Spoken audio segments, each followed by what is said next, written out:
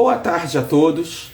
Eu sou Alex Catarino, autor do livro Agenda Conservadora Brasileira, que será lançado em dezembro pela editora Armada, do meu querido amigo Márcio Scansani.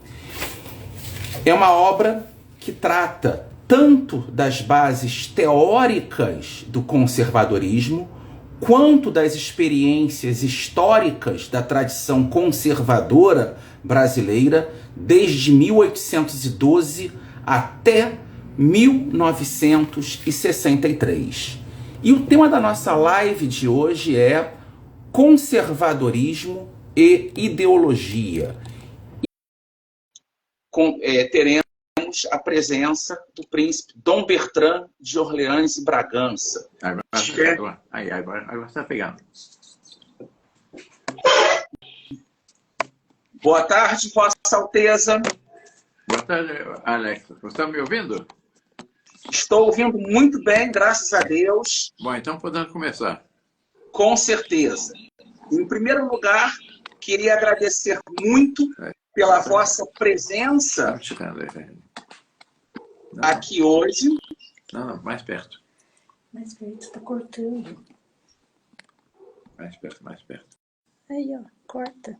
Momento, então, se focalizando aqui, Alex. Corta a cabeça. Tudo bem, sem nenhum problema.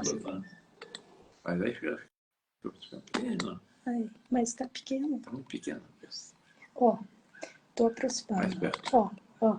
Tá vendo alguma coisa? Aí. Estão acertando a imagem aqui. Perfeito, Dom Bertrand. Eu não conheço. Tem que abaixar. Tem que abaixar um pouco. Abaixar. É. Rápido. Está ao vivo.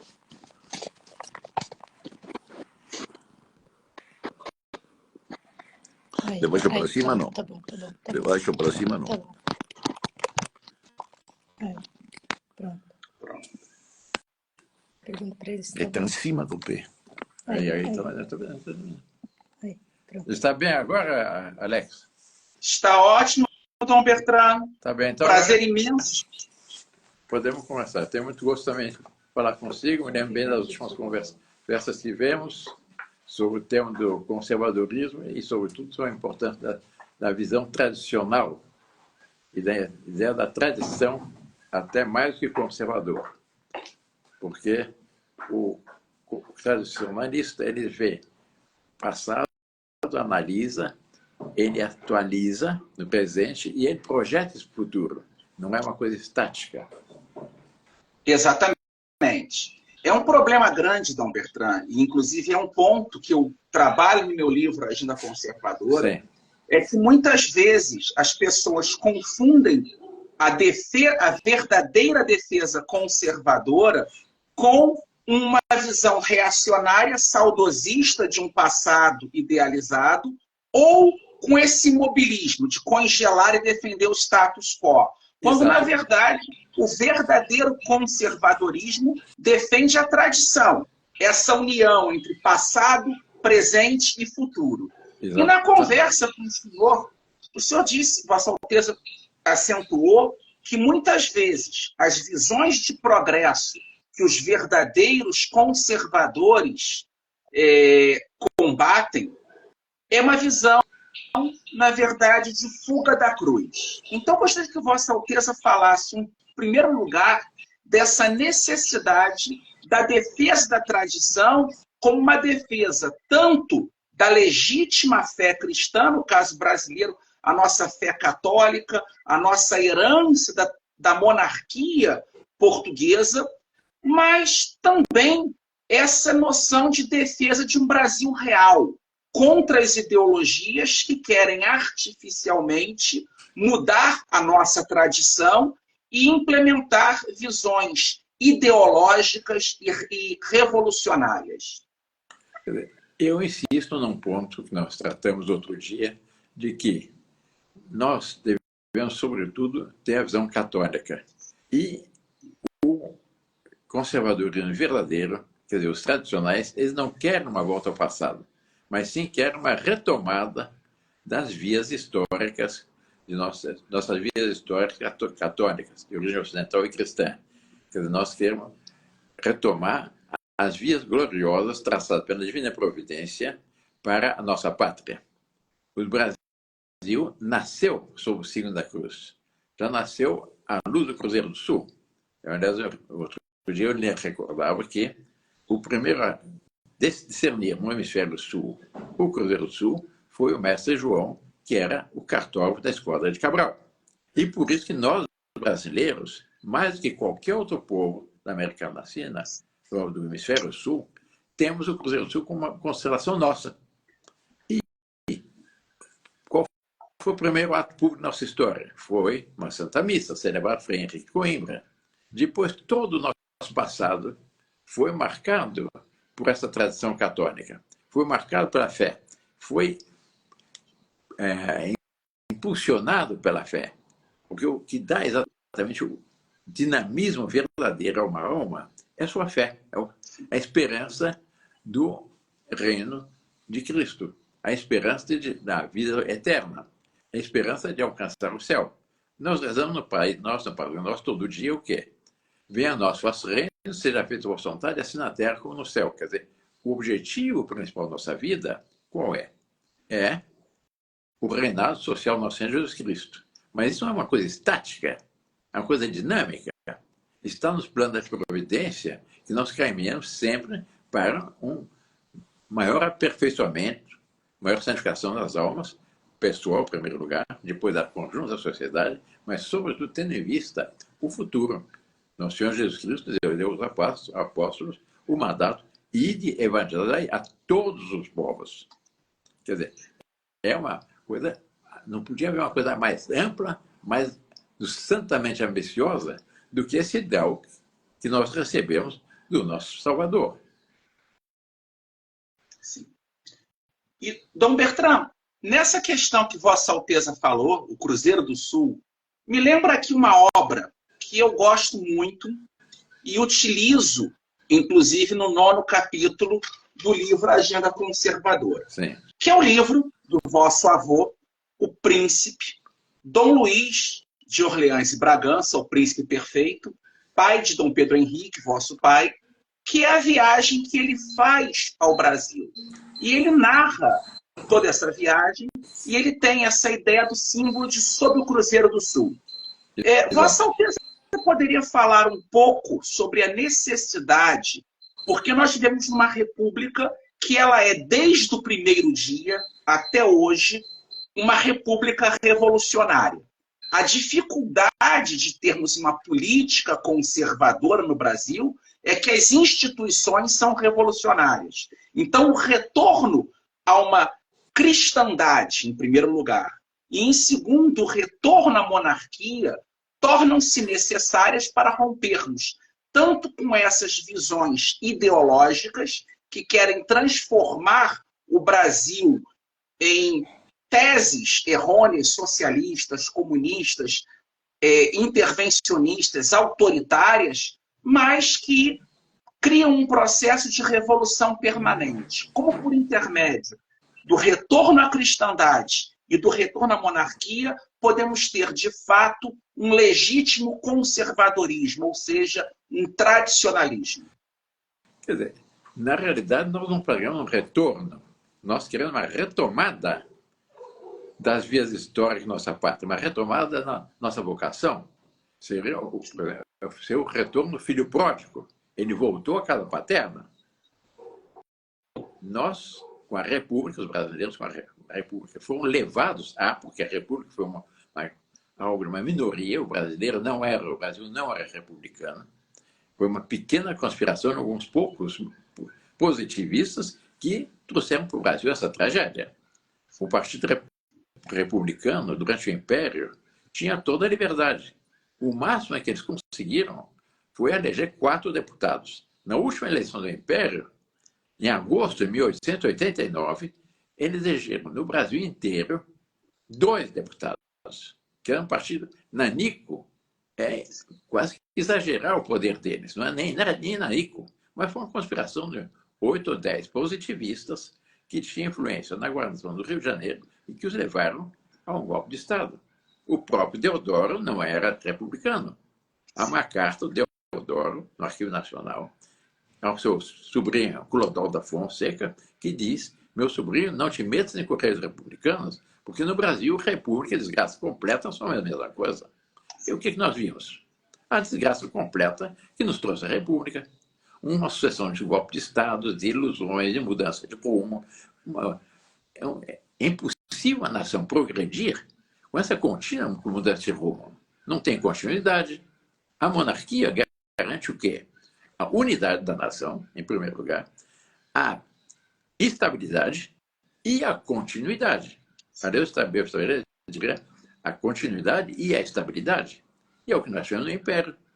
E o que tivemos todas as monarquias da cristandade. Os desvios que trouxeram, os problemas todos dos vários países na Europa e no resto do mundo. Desviaram-se das vias gloriosas que nos tinham sido traçadas pela Divina Providência. Esse é o ponto central. Então, é uma retomada dessas vias gloriosas.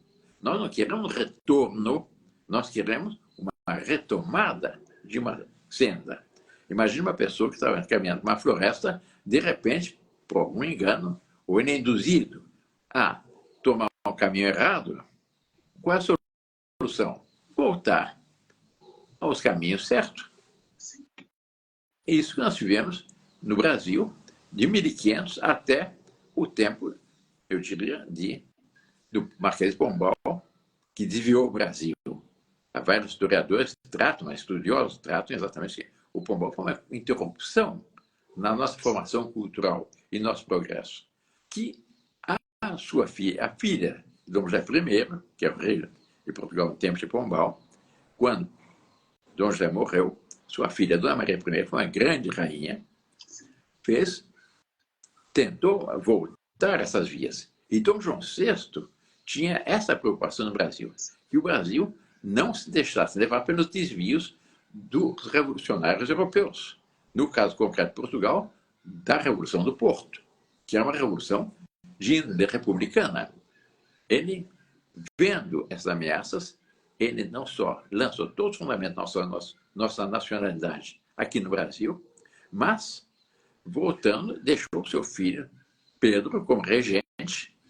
Aí ele deu um último conselho: meu filho, considera que o futuro não está na velha e cansada Europa, mas sim nesse país promissor.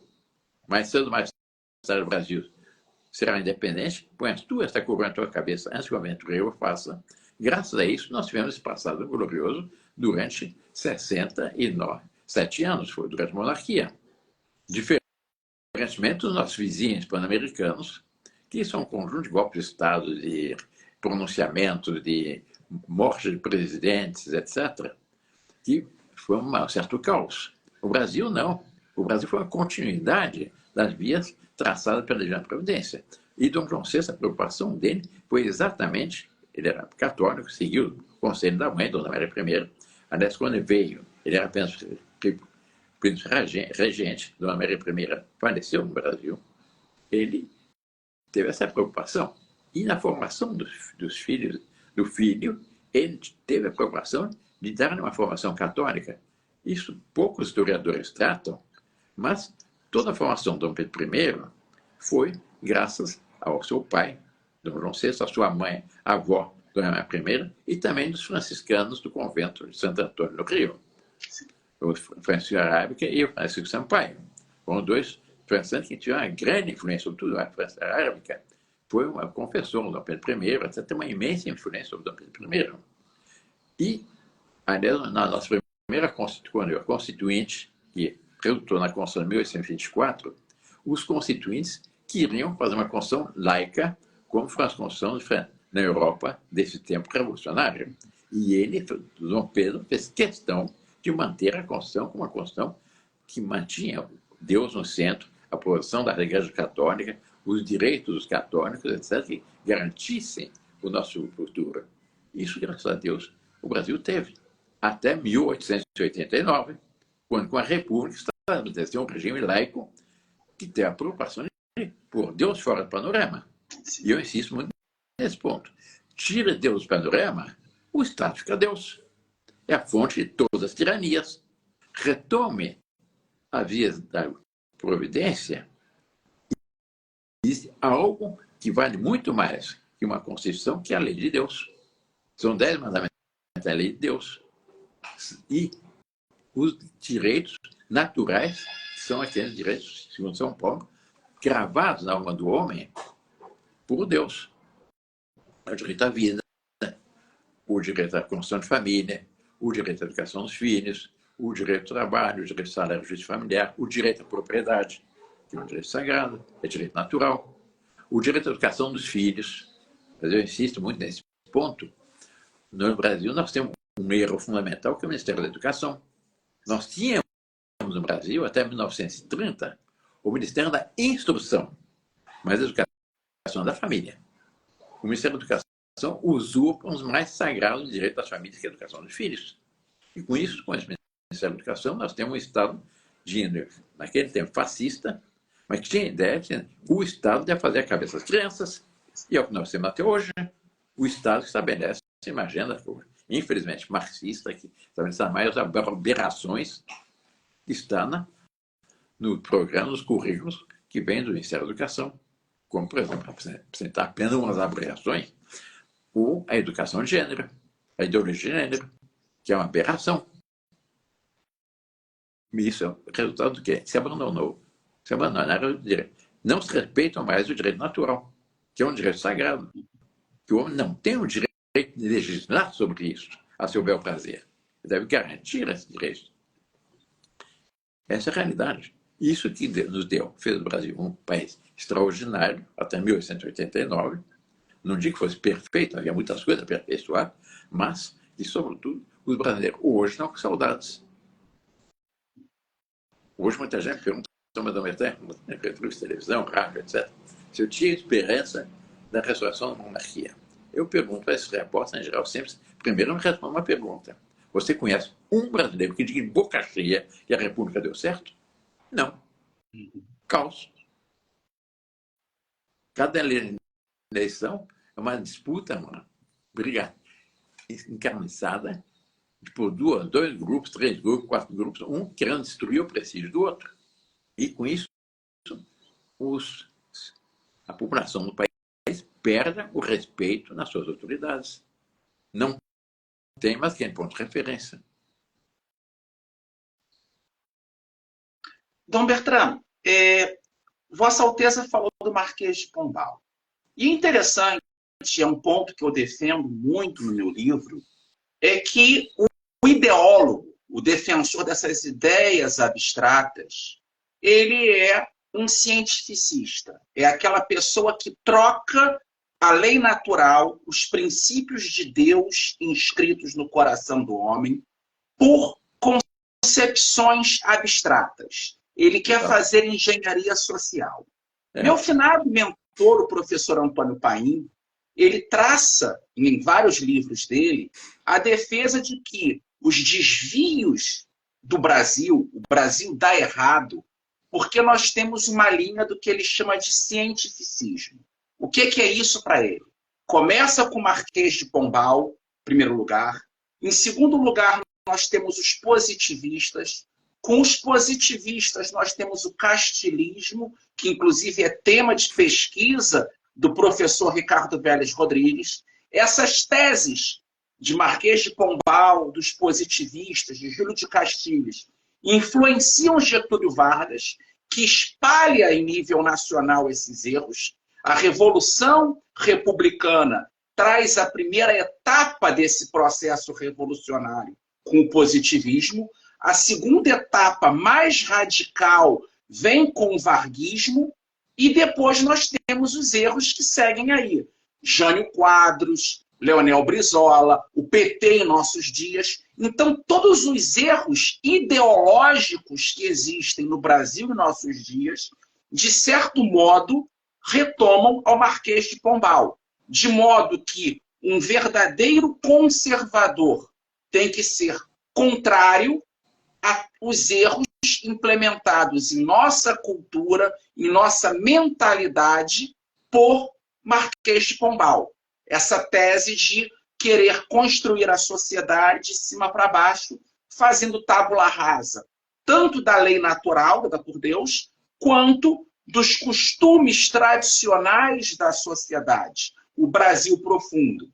Então, eu queria que Vossa Alteza, que, a meu ver, é uma das pessoas que é talvez a pessoa que mais conheça o Brasil, falasse um pouco sobre como combater essa revolução nas mentalidades e nos costumes que são as ideologias.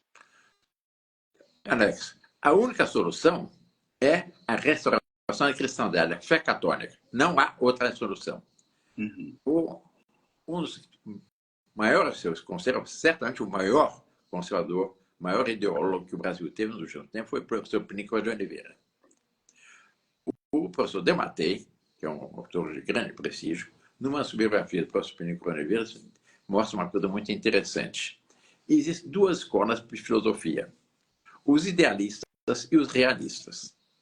Os idealistas são exatamente esses revolucionários que têm uma ideia, como Pombal, como o Varguismo, todos esses outros, que têm uma ideia que acha a aplicação dessas ideias para resolver todos os problemas do mundo. Os idealistas, que são a filosofia tomista, por exemplo, São Tomás de Aquino, estuda à luz da fé a realidade como a Deus a fez. E com isso, a partir disso, tira as conclusões mais extraordinárias no sentido da explicitação dos planos de Deus para as nações. Esses são os verdadeiros filósofos, os verdadeiros conservadores, são aqueles que entendem a realidade. Por isso que eu considero exatamente o professor Pinico de Oliveira foi certamente o maior conservador, no sentido verdadeiro da palavra, o maior tradicionalista que o Brasil teve até os dias de hoje. Aliás, eu me pergunto, e me permitam um movimento de franqueza, de amizade, que nós já nos conhecemos há muitos anos, na capa do seu livro tem os vários personagens do pensamento conservador. Falta um. O professor Plínio Correia de Oliveira, muito combatido, porque era muito combativo.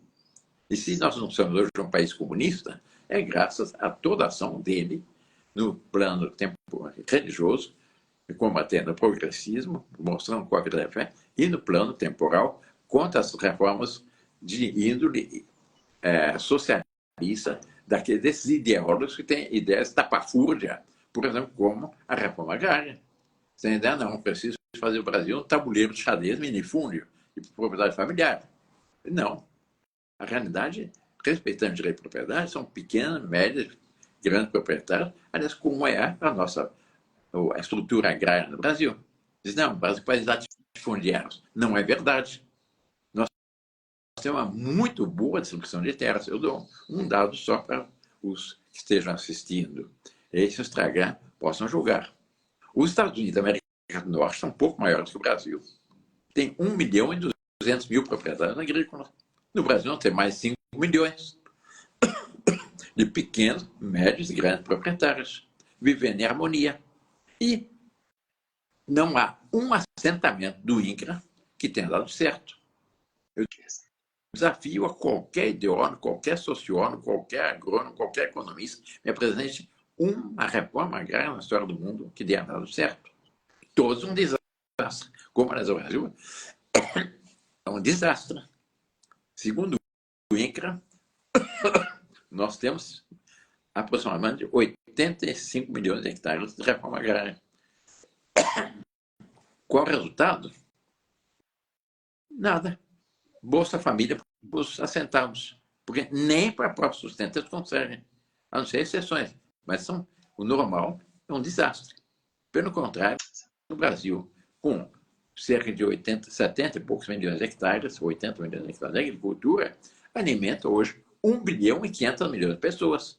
Por quê? Porque a agricultura brasileira é uma tradição que vem desde o começo da nossa cultura, nossa civilização, desde 1500 até hoje, que vão se dividindo as capitanias hereditárias, as Marias, depois fazendo maiores, menores, etc., por família, por capacidade individual das pessoas, mas tudo está organicamente, de acordo com a livre iniciativa, com as capacidades de cada um. sem que seja a intervenção do Estado que seja querendo delimitar, projetar e estabelecer como tem que ser. A expressão da liberdade, daí o valor da livre iniciativa.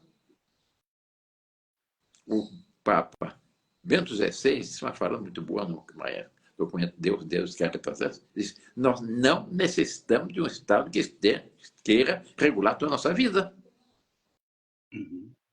Quando se estuda direito, pelo menos no meu tempo, um princípio fundamental que se estudava nas aulas de introdução à filosofia de direito era qual? Plurem lex pessima res publica. Quanto maior o número de lei, pior a coisa pública. E é o que nós temos no Brasil. Uma inflação legislativa insuportável que limita os nossos direitos, que causa corrupção, porque as pessoas acabam corrompendo os fiscais, os juízes, etc. Uma das causas da corrupção é essa pletora legislativa no Brasil. Regular tudo, absolutamente tudo. Como se esse regulamento tivesse solução. Não. Dê a livre iniciativa. Deus nos criou livres e inteligentes. Nós não precisamos de um Estado que esteja aqui, vamos dizer, tudo que nós temos que fazer. Precisamos da liberdade. É santa liberdade dos filhos de Deus. Bem, Dom Bertrand, eu acho que Vossa Alteza fez uma ressalva muito importante aqui em relação à capa e na condição de vosso súdito, diante de uma advertência do legítimo imperador do Brasil, eu vou conversar com o capista e pedir que no lugar de 9 figuras, vamos colocar 10, porque o professor Plínio é uma presença constante nesse meu livro. No capítulo 1º, quando eu falo de conservadorismo e tradição, o meu conceito de tradição, que é o conceito antropológico, a tradição enquanto uma defesa da natureza adequada do homem e da sociedade, eu recorro ao professor Plínio Corrêa de Oliveira, assim como recorri a T.S. Eliot, Christopher Dawson, autores que trabalham com essa noção de tradição. Ao falar no capítulo 2 de conservadorismo e ideologia, a ideologia vista por Russell Kirk como uma falsa religião, uma falsa ideia, uma mentira, uma heresia, a ideologia ela é muito mais uma questão de religião do que de política, porque a ideologia é uma concepção herética acerca do homem e da sociedade. Não é à toa que o grande conservador inglês, Edmund Burke, ele é um crítico de Jean-Jacques Rousseau, e Rousseau ele é um ideólogo que quer criar uma religião civil do Estado. Não vamos cultuar a Deus mais o Estado. Eu utilizo o professor Plínio nesse capítulo.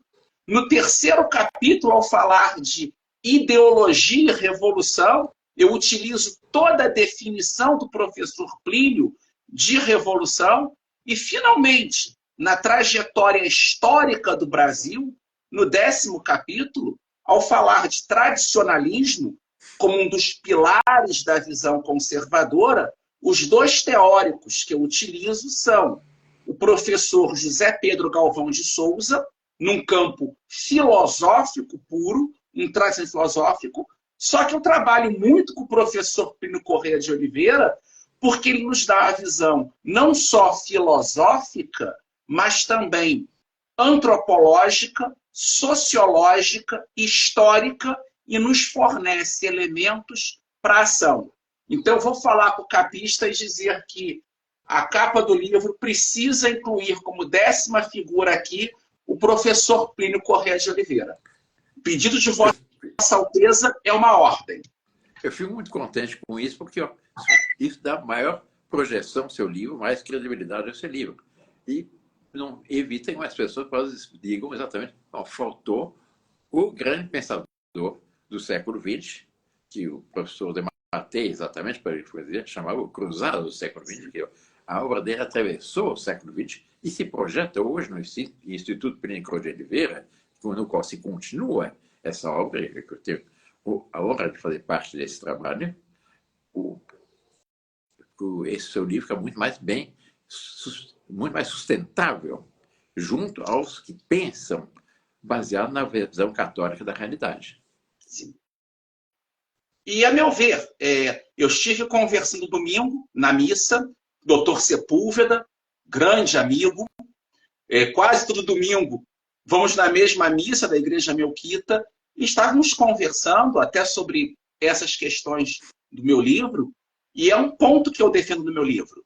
As análises sobre a cultura brasileira de Gilberto Freire, que tem pontos que podemos criticar, mas o professor Plínio, inclusive, levantou os pontos positivos da obra do Gilberto Freire e apresentou os pontos que ele discordava.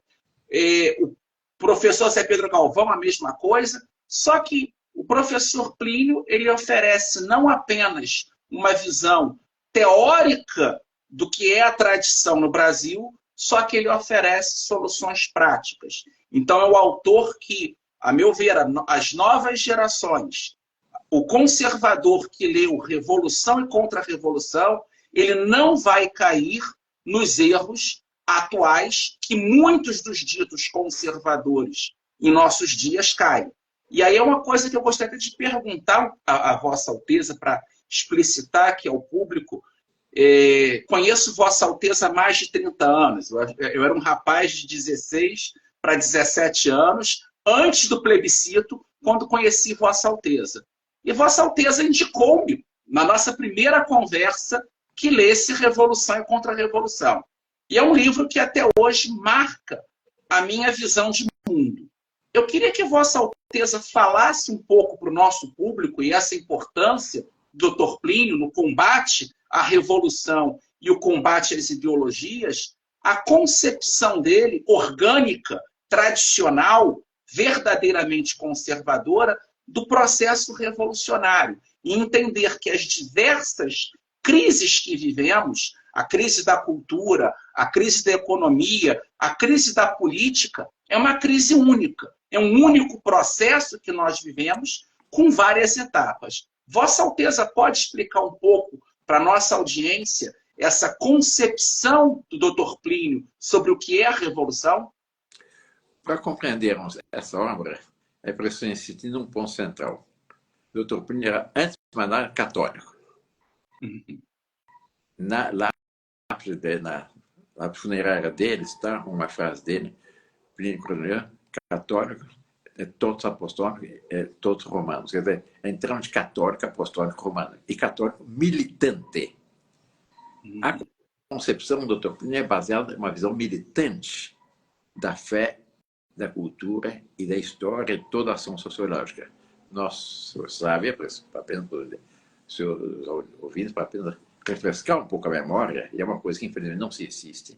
Existe a igreja triunfante, são as almas estão no céu, a igreja padecente, são as almas estão no purgatório, e a igreja militante somos nós somos milis Christi, nós somos católicos militantes, nós temos que batalhar pela realização daquilo que é o mandato principal do nosso Senhor Jesus Cristo, e de evangelizar todos os povos. Dr. Plínio, no livro Contra-Revolução, que é um livro extraordinário, que até hoje, eu sempre que eu viajo, levo 2, 3 exemplares, para que as pessoas entendam que há uma revolução universal que começou com, sobretudo, no fim da Idade Média, quando nós tínhamos uma civilização fundamentalmente teocêntrica, não digo teocrática, digo teocêntrica, onde havia essa harmonia entre a Igreja e o Estado, que deu na marcada Doce Primavera da Fé, descrita muito bem pelo Papa Leão XIII, na Insignia Immortale Dei. Ele mostra o seguinte: houve, em certo momento, um desvio em que, de uma sociedade teocêntrica para uma sociedade humanista, do culto a Deus, como fundamental, primeiro, obrigação de todos nós, uma visão humanista, a glorificação do homem. Ora, se tira Deus como ponto monárquico do pensamento de uma pessoa, é um caos. Cada cabeça é uma sentença. E a adoração de si mesma. A pessoa faz de si mesma o objetivo último de sua vida. E não a ideia de como conhecer, amar e servir a Deus, nosso Senhor. O Dr. Plínio, nesse livro, que é extraordinário, a primeira edição em francês foi feita, o prefácio foi feito meu pai, que era amigo de infância do Dr. Plínio Cruz de Oliveira, e ao qual eu agradeço, inclusive, me ter encaminhado, quando vim para São Paulo, o complemento de uma formação cultural, religiosa, cultural, foi ao Dr. Plínio, mas ele mostra que existe um processo revolucionário, uma revolução fundamental, logo no fim da Idade Média, para haver o humanismo. Daí surgiram as várias heresias. Todas as heresias protestantes, Lutero, Calvino, Zwingli, etc., as heresiáticas, e vão se dividindo essas heresias todas, e o início de um processo, que o Plínio mostra muito bem, que é um processo único de destruição da cristandade. De um processo, uma revolução que é, né, nos seus principais características, é una total, que é uma só, no fundo, do mundo inteiro, total, que pega o mundo, o homem como inteiro, processiva, que é um processo revolucionário. As duas outras características são 5 características que agora me escapam do calor, um Instagram, mas total, processivo, universal. E, quer dizer, esse processo vem se desenvolvendo, deu inevitavelmente o quê? Acabou dando dos filósofos, de Rousseau, Descartes, etc., que desviaram, e deu na Revolução Francesa, do ponto de vista político. A primeira revolução foi protestante, a segunda política, e a terceira, a Revolução Comunista de 1917. E, mais recentemente, a Revolução Cultural, da Sorbonne, em 1968, que é esse caos cultural total, essa destruição de toda e qualquer cultura, que vai caminhando realmente até uma adoração do demônio, que seria uma quinta revolução. Mas, no fundo, é o plano de Satanás, que os inimigos da fé estão procurando realizar. Porque, segundo a doutrina católica, ou nós somos filhos de Deus, servidores de Deus, escravos de Deus, ou somos escravos de Satanás. E é o que se dá com esses revolucionários. O último análise é um projeto satânico. O demônio está no centro, não mais Deus. E é uma destruição sistemática da cristandade. Um ódio é a boa hora para as coisas na criação. Por exemplo, a destruição da família, o aborto, que é um crime mais abominável que uma mãe matar o próprio filho no seu seio. Agora, a senhora até aceitar o aborto nos 9 meses. Então, é uma criatura de Deus. A ideologia de gênero não considera, levanta uma dúvida nas cabeças das crianças se vai ser homem ou mulher, que dá nessas passeatas abomináveis que é pelo Brasil, uma vez por ano, pagas pelo governo, etc. E uma educação completamente caótica. Nós estamos num processo de destruição da cristandade. Agora, eu me permito insistir num ponto. Deus não abandona os seus. Nós estamos no auge desse processo revolucionário, mas nós vemos um renascer da cristandade.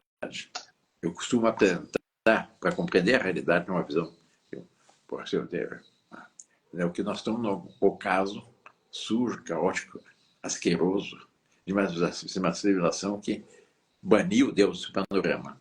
Mas, no fundo do seu caso, começa a ver as primeiras luzes de uma aurora, que são os grupos de jovens ideólogos, os que seguem o seu programa, que estão à procura da verdade, os sacerdotes mais jovens, mais conservadores, mais velhos. Nas universidades, quando a gente apresenta essa visão católica da realidade, desse mundo católico, as pessoas dizem, não, de fato é isso mesmo. Eles estão à procura disso. No meio desse caos, o homem moderno está à procura de um rumo. Deve ter um mínimo de boa fé e está procurando um rumo. Quando se apresenta essa visão católica, eles não, de fato é isso mesmo. Nós temos que voltar a retomar os vias gloriosas que nos foram traçadas pela Divina Providência. Não há outra solução. Isso vale para o Brasil, vale para os Estados Unidos, vale para a Europa, vale para a Ásia, vale para todos os países.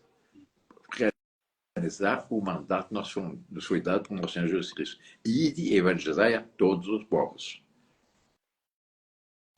Vossa Alteza falou, e eu retomei aqui, Dr. Plínio diz, a revolução é universal, una, total, dominante e processiva. E Vossa Alteza falou do aborto. E aí eu lembro aqui de 2 pontos. Domingo, após a Santa Missa, meu bispo, Dom Jorge Cury, bispo Melquita, doutor Sepúlveda e eu ficamos um bom tempo conversando após a missa.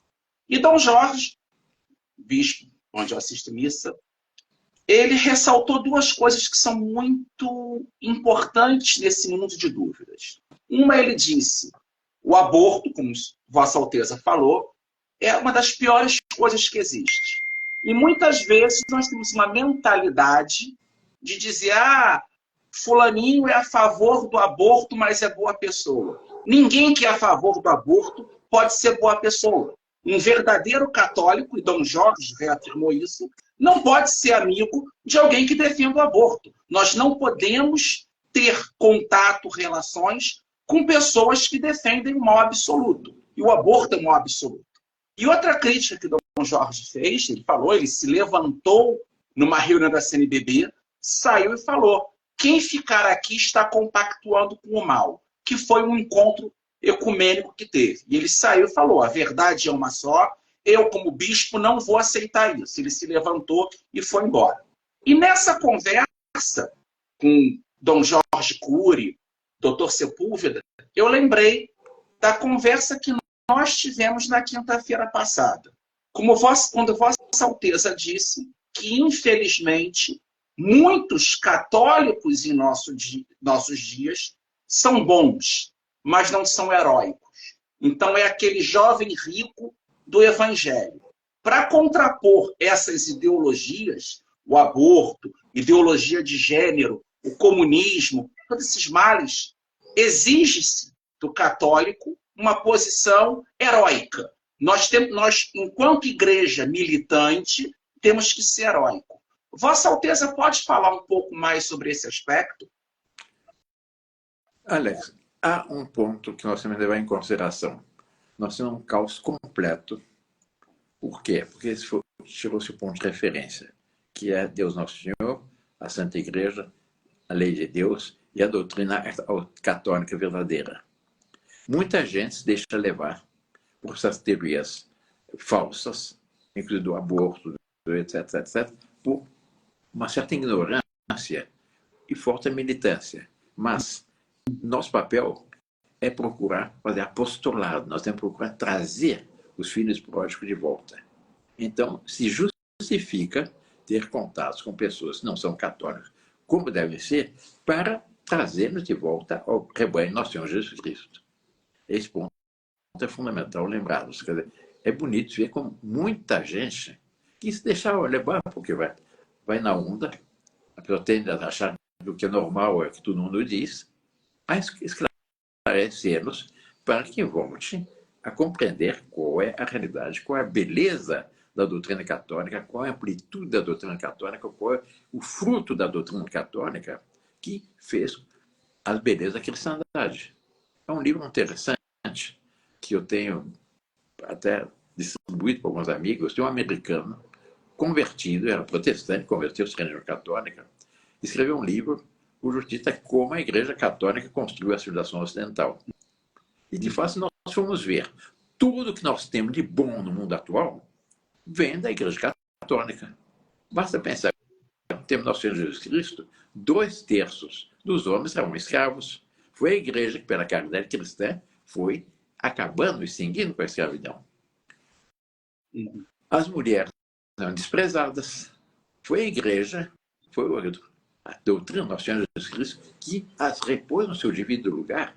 E não há nenhuma mulher, nunca houve nem haverá, mais cultuada do que quem? A Santíssima Virgem. Os hospitais, foi a Igreja. Os leprosários, foi a Igreja. É muito bonito. No Brasil, eram santas casas. Eu me lembro, no meu tempo que era jovem, 75% da saúde pública era gratuita e extraordinariamente boa para as santas casas de misericórdia, que havia esse mestre, caridade, que tratava os doentes como os filhos de Deus, como os irmãos do nosso Senhor Jesus Cristo. E não é o SUS de hoje, gente, que é completamente diferente. Quer dizer, tudo isso foi igreja. Até as boas bebidas, a chartreuse, a benedictina, etc., foi a igreja. O champanhe foi a igreja. Os melhores vinhos vêm da nação católica. Os licores, a mesma coisa. Tudo é fruto do quê? Daquele dinamismo, daquela pujança do pensamento católico. E é isso que nós temos que retomar.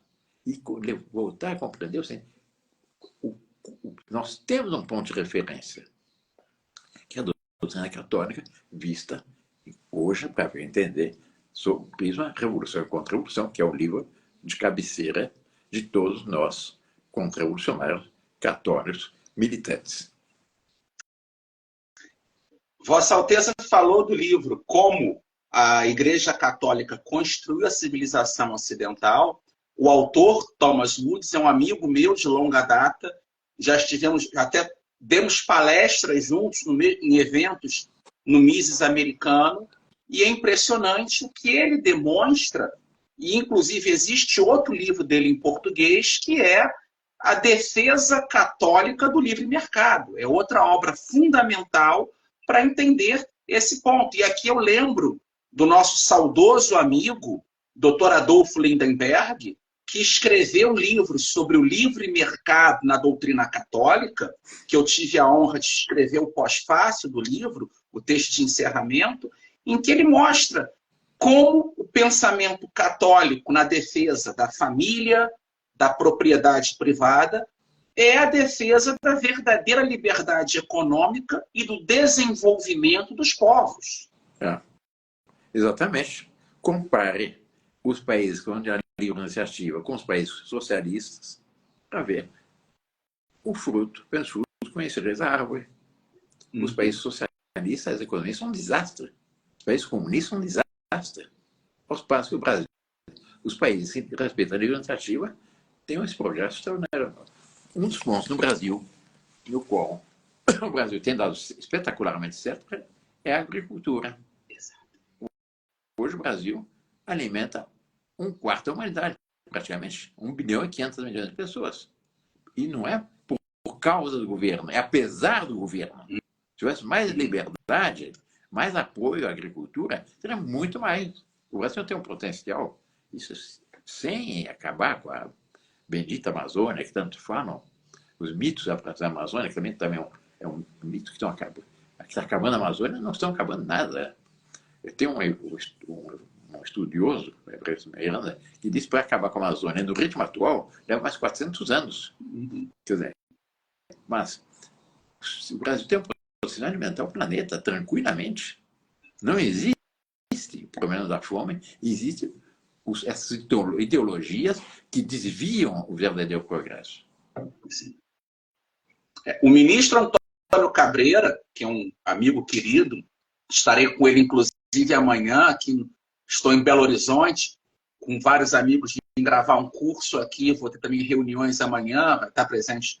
Cabreira, ele diz, o agronegócio brasileiro é um modelo de sucesso para a livre iniciativa. Enquanto nós temos, na Europa, uma agricultura dependente de governos socialistas, de sindicatos, o Brasil tem um agronegócio que se desenvolve com a livre iniciativa, mesmo tendo governos socialistas que beneficiam bandidos do MST, outros desordeiros, e aí me volta outro ponto do professor Plínio Corrêa de Oliveira. O professor Plínio, ele tem Revolução e Contra-Revolução, uma visão fundamental para os legítimos conservadores lutarem contra as ideologias e contra a revolução. Mas ele também tem análises muito práticas. O que o Brasil hoje está sofrendo com o autoritarismo do STF, com os males do Centrão e outras coisas mais que acontecem de erros do judiciário, do executivo, do legislativo, o professor Plínio Corrêa de Oliveira, durante o período da Constituinte de 88, ele já alertava para as consequências dessa... Ele foi um profeta. O professor Roberto Dematei fala que o professor Plínio foi um cruzado, e de fato foi o grande cruzado do século XX. Mas eu defendo no meu livro aqui, no capítulo que eu falo do professor Plínio, é que ele foi ao mesmo tempo um cruzado e um profeta. Ele anteviu problemas que o Brasil hoje sofre. A questão do judiciário, do parlamento, foi uma delas. Só que a outra, ele anteviu todos os males que concepções erradas de reforma agrária, que MST, toda essa visão esquerdista iria criar. Então, eu gostaria que Vossa Alteza, como alguém que foi muito próximo do professor Plínio, falasse desse caráter dele profético e dos problemas do Brasil de hoje. Porque nós estamos discutindo teorias, estamos discutindo história, mas como Vossa Alteza falou, existem duas correntes. De um lado, os idealistas que ficam presos só em ideias, ideologias, e o outro, os realistas. O conservador precisa ser um realista. Ele não está discutindo teorias e história como um mero exercício intelectual. Ele discute essas questões para oferecer propostas concretas a problemas da realidade. E o professor Plínio fez isso. Então, eu queria que Vossa Alteza falasse um pouco sobre essa resposta aos problemas. O professor Dematei, como lembrou, tem esse livro, Cruzado do Século XX, e O Profeta do Reino Maria. Ele disse que o Dr. Plínio foi profeta. De fato, entendido no profetismo, no sentido verdadeiro, foi. O cardeal Jornet tem estudo mostrando muito bem, sim, o profeta tem duas características. Uma, que é menos importante, eu diria, que é profetizar, antever, anunciar os dias futuros. Outra é compreender, nos períodos de confusão histórica, quais são os rumos da Divina Providência, quais são os desígnios da Divina Providência. E foi exatamente isso que ele fez na sua obra, no seu livro Cremos com Conservação, já desde 1943, o primeiro livro dele, elogiado pelo Papa Pio XII, em defesa da ação católica, já mostrava os erros que estavam se frustrando nos ambientes católicos. Depois, todos os seus vários livros, Cremos contra a Revolução, Reforma Agrária, Questão de Consciência, sobre a questão da liberdade religiosa, sobre a questão enfim, são N livros sobre também a questão do diálogo, sobre o diálogo como desvio da realidade, etc. Não sei, toda a sua obra foi extraordinária, mas foi uma obra que tem esse aspecto militante, de discernir os vios da providência e já mostrando quais são as consequências terríveis dessa ideologia revolucionária. Quer dizer, ele, nesse sentido, foi profeta. No sentido verdadeiro da palavra, que foi profeta. Não é apenas ser um adivinho que tem uma bola de cristal. Ele não era um adivinho. Ele dizia, eu não tenho bola de cristal. Eu sei interpretar, à luz da minha fé, quais são os rumos que a história está tomando e quais são os remédios a serem dados. Vossa Alteza, estamos chegando aqui ao final, não gostaria de tomar mais tanto o vosso tempo. E a título de conclusão, tem um livro do professor Plínio que eu gosto muito. Ele, infelizmente, não foi na versão americana com o prefácio que iria ter. Russell Kirk, o filósofo conservador americano, católico, iria escrever um prefácio para a edição desse livro em inglês, mas Kirk ficou doente e faleceu antes de escrever o prefácio. Mas ele leu o livro e gostou muito, que é o Nobreza e Elites Tradicionais Análogas. Sim. A sociedade democrática, o democratismo que se espalha, e hoje os maiores absurdos do nosso país, a ditadura está se implementando em nome de uma falsa democracia. E aí é uma crítica que Vossa Alteza faz, e eu também faço, ao João Camilo de Oliveira Torres, no livro Democracia Coroada, que ali é um livro que o próprio autor, conclusão, confessa que ele começa numa visão liberal e por isso ele escreve depois o segundo livro, que é Os Construtores do Império, em que ele fala dos conservadores e corrige alguns erros apresentados em Democracia Coroada. Nós sabemos que essa visão democratista ela acaba nivelando e espalha o igualitarismo e dá acesso a ditaduras. Quando, em verdade, essa visão de nobreza, elites análogas, retoma a noção clássica de aristocracia. Precisamos reformar o nosso país tendo aristocracia. Quem são os aristocratas? Os melhores. Os homens que, por intermédio da fé e da prática da virtude, serão os cruzados de nossa época.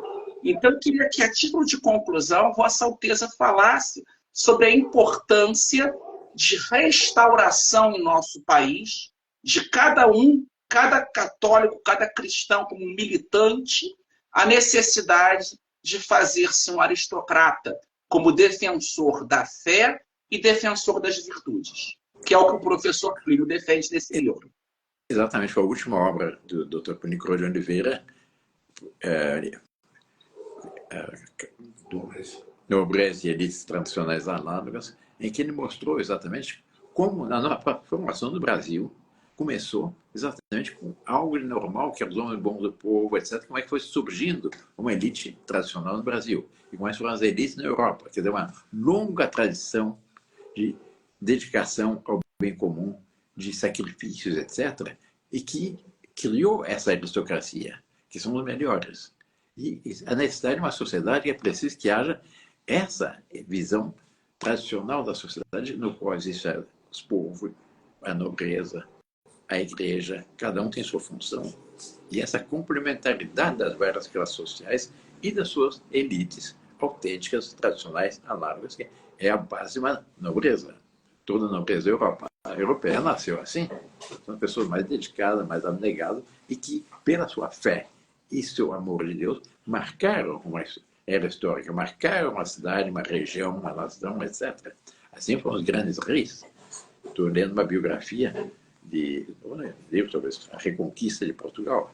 O papel do rei São Fernando de Castela, que foi um rei extraordinário. O papel de um São Luís, são, por excelência, não há espanhol, não há francês digno desse nome, que não tenha a São Luís ou São Fernando de Castela como verdadeiros profetas comuns, que o grande benfeitor da sua pátria, Carlos Magno, que era cultuado em certas regiões na Europa como santo, aliás, com a aprovação da Igreja. Esses foram os homens que marcaram a história. Marcaram porque, para a sua visão, da compreensão de quais são os grandes desígnios de Deus para a sua pátria, para a sua região, etc. Mas isso foi até o pequeno nobre de aldeia, a chamada em francês noblesse de clocher, a nobreza de campanário, que é um pequeno nobre naquela sua aldeia, mas ele é aquele que é o protetor, aquele que traz os rumos, traz o progresso, etc. E, sobretudo, dá sustentação moral para a sua região. Esse foi o último livro dele, mas que complementa a sua extraordinária obra em defesa da cristandade. Isso nós devemos ao Dr. Púnico de Oliveira, e eu devo a minha formação católica não só ao meu pai,